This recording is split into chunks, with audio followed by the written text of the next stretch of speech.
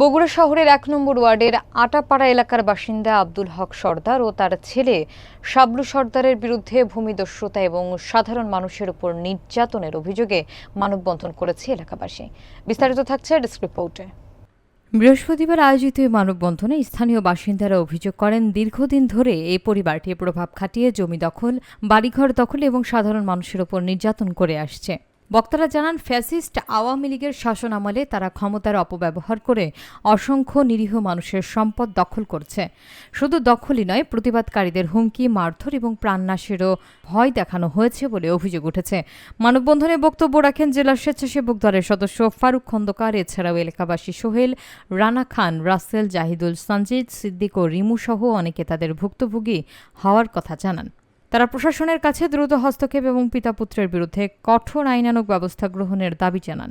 এই জায়গাটা আছে তারা দখল করে, তারা এক ভাই এই যে সামনে যে দোকান আছে এখানে হচ্ছে দোকানদারি করে, মুদিখানার দোকান করে এবং যে কথা বললো রানা, সে অটো চালায় এবং তার বাবা জাহিদুল ভাই একজন নিরীহ মানুষ, এটা গোটা গ্রামবাসী জানে। তারা তখন হচ্ছে সেই সন্ত্রাসী বাহিনীর বিরুদ্ধে কিছু করতে পারেনি এবং এই যার বিরুদ্ধে কথা আজকে মানববন্ধন হচ্ছে, ইনি টাকার বিনিময়ে জায়গাটা হচ্ছে দিয়ে নেয় এবং 2014 সাল থেকে আজকে 2025 সালেও সে যদি বৈধ তার জায়গা হতো, আপনাদের কাছে গ্রামবাসীর কাছে প্রশ্ন আমার, যদি বৈধ হতো তাহলে সে তার জায়গা সে কেন হচ্ছে নিজের আয়ত্তে নিতে পারেনি বা কারো কাছে বিক্রি করতে পারেনি বা হচ্ছে সে এখানে এসে বাড়িঘর কিছু করতে পারেনি এবং তার মাঝে মাঝে সন্ত্রাসী বাহিনীতে এখানে আসে হামলা ভাঙচুর করে এবং নিরীহ যারা কর্মজীবী, যে 3টা মানুষ কর্ম করে খায়।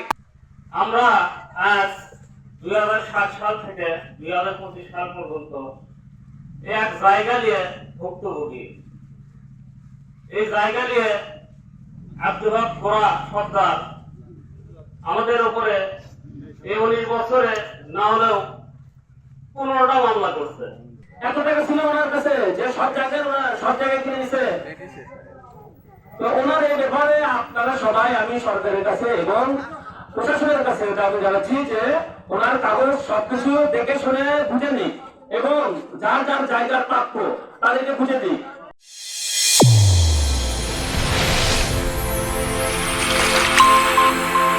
চ্যানেল A1 হৃদয়ের স্পন্দন।